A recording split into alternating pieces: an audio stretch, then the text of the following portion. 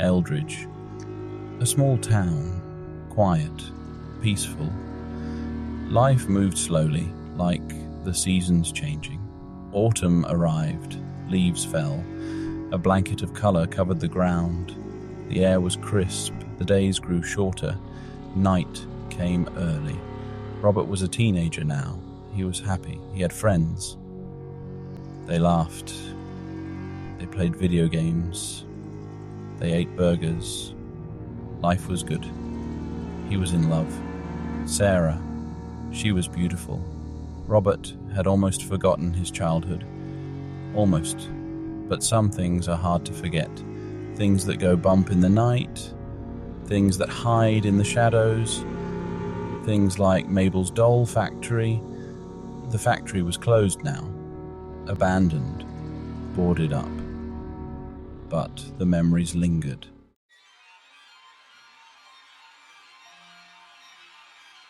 Mabel's doll factory. It had stood on the edge of town for as long as anyone could remember. A looming presence, a dark secret. The factory was old, its paint was peeling, its windows were boarded up. The yard was overgrown.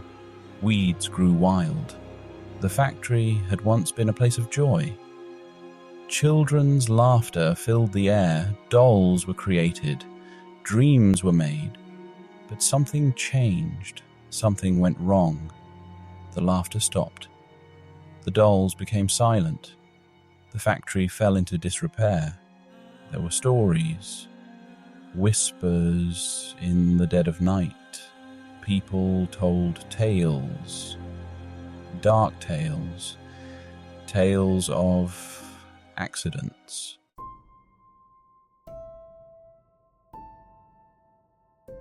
The factory stood silent, a watchful sentinel, a monument to forgotten dreams.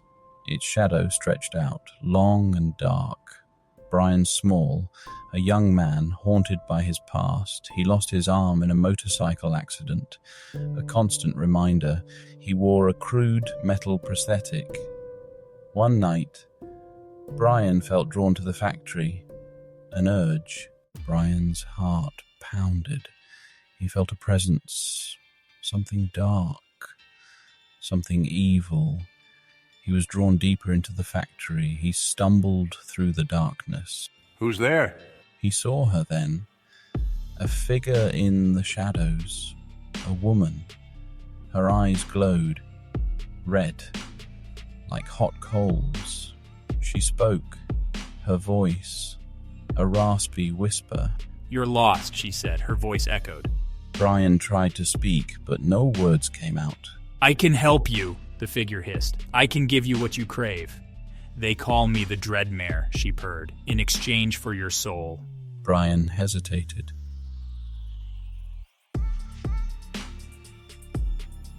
"Good. The Dreadmare smiled, a cold, cruel smile. Good." She hissed, her breath cold like ice. It sent shivers down Brian's spine. He felt a surge of power flowing through him. He had never felt so alive. The Dreadmare held out her hand. In it, a glowing orb. It pulsed with dark energy. "Take it." She commanded. Her voice, a whisper, but it boomed inside Brian's head. Brian reached out, his hand trembling. He touched the orb. A jolt of energy shot through him. He screamed. He fell to his knees.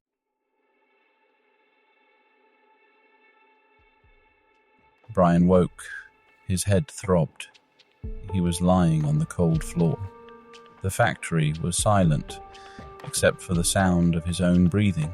He sat up. He looked down at his arm. His prosthetic arm. It was gone. In its place, a new arm, made of porcelain, like a doll's arm, but it felt real.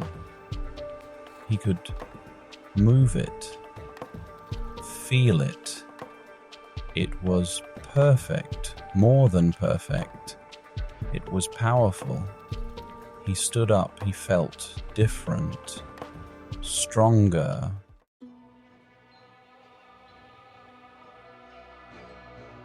Brian's workshop, a nightmare. Mannequin parts scattered everywhere, limbs, heads, torsos. He worked tirelessly, creating his army. His eyes glowed with an eerie light.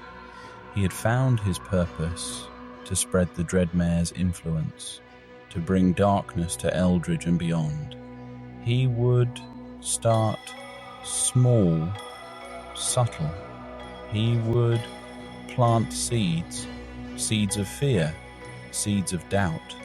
He began to distribute his creations, leaving them in plain sight on park benches.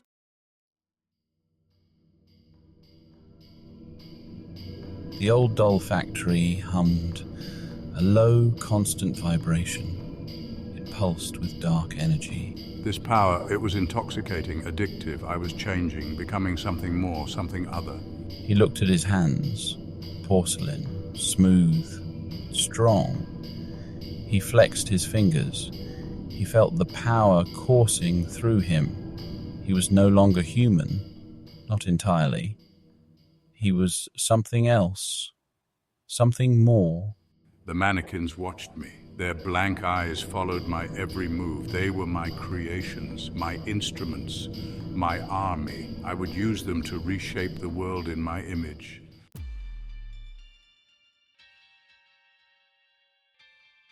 Brian worked tirelessly, driven by an insatiable hunger. He was building something special, something powerful, something terrifying. I called it the Sentinel. It towered over him, 8 feet tall, a behemoth of wood and metal, a patchwork of stolen limbs and discarded parts. Its eyes glowed red, like the Dreadmare's. The Sentinel was more than just a mannequin. It was alive, infused with Brian's dark magic. It would be his enforcer, his weapon, his protector.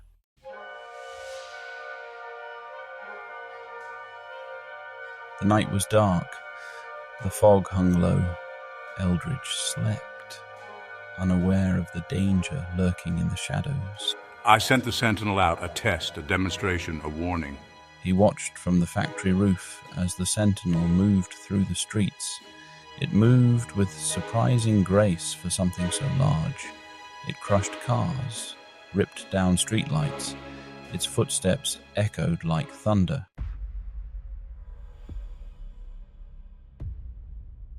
Fear. It spread through Eldridge like a virus, invisible, unstoppable. People whispered, in hushed tones, about the strange occurrences, the sightings, the feeling that something was wrong. I felt it too. A prickling sensation on the back of my neck. I couldn't shake it. The feeling that we were being watched, followed, hunted. He tried to ignore it, to focus on Sarah, on his friends, on living a normal life. But it was impossible. The darkness, it had a way of seeping into everything. One night I was walking Sarah home. We were holding hands, laughing.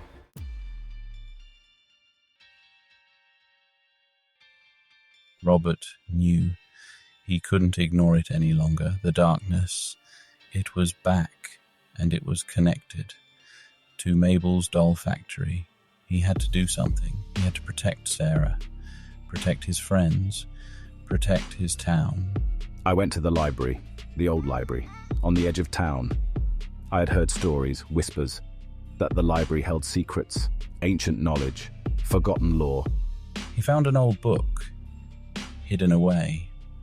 In the back, the cover was leather-bound, worn.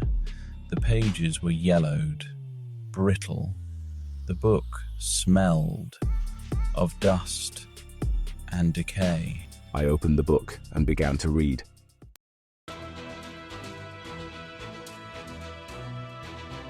Brian stood in the center of the factory. He could feel it, the power surging through him. He was a god among insects. The Sentinel stood before him, awaiting orders. It was time to show Eldridge the true meaning of fear. Go, unleash your fury upon this town. The Sentinel obeyed.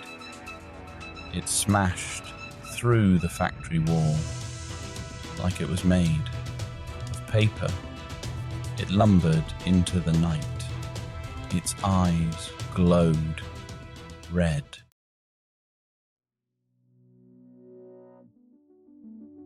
The air crackled with excitement.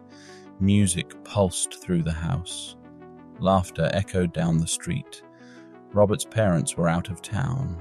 It was the perfect night for a party. Sarah was there, radiant.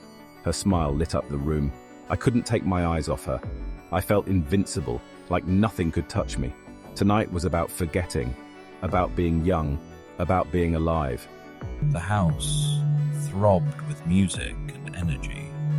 Friends danced, drank, laughed, oblivious to the darkness that lurked outside, in the shadows.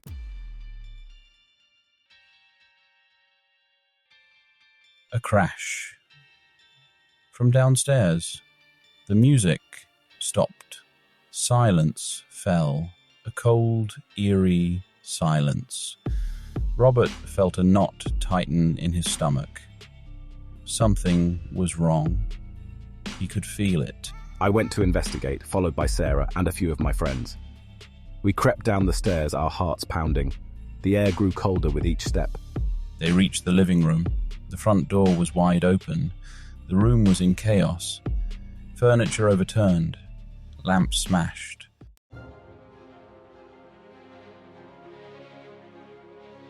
Panic surged. Screams filled the air. Guests scattered, running for their lives. But there was nowhere to go. The mannequins were everywhere. I knew I had to do something. I had to protect my friends. I thought of Sarah, her terrified face. I couldn't let them win. He remembered the book from the library, the words, the symbols, the magic. He had to try.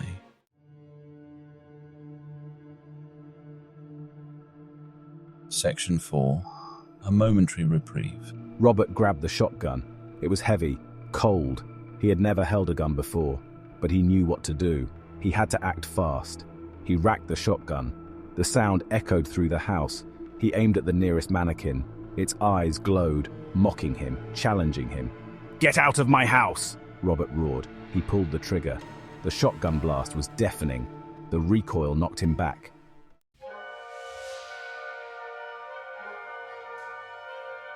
Section 1. The fog of war. The night was alive. Shadows danced in the flickering gaslight. The fog rolled in, thick and heavy. It clung to everything like a shroud. Robert and Sarah ran, breathless, fear lending speed to their steps. They didn't look back. They couldn't. The screams, the crashing sounds, they echoed in their ears. They reached the library, out of breath, shaking. They slammed the heavy oak door shut. The lock clicked, a small measure of safety in a world gone mad. Robert's mind raced.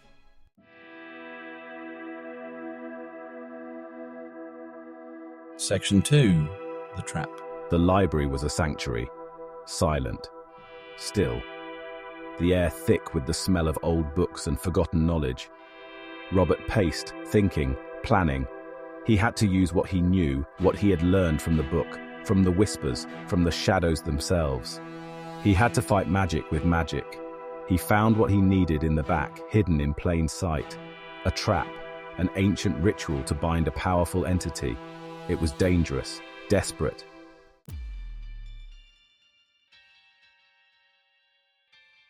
Section 3. The Sentinel rises. The factory floor groaned under the weight of the Sentinel.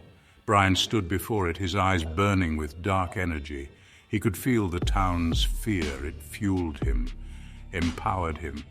He smiled. It was time to unleash his creation upon the world. He raised his porcelain hand. The Sentinel stirred. Its eyes snapped open, glowing red like hot coals. "Go," Brian commanded, his voice dripping with malice. "Find them, destroy them.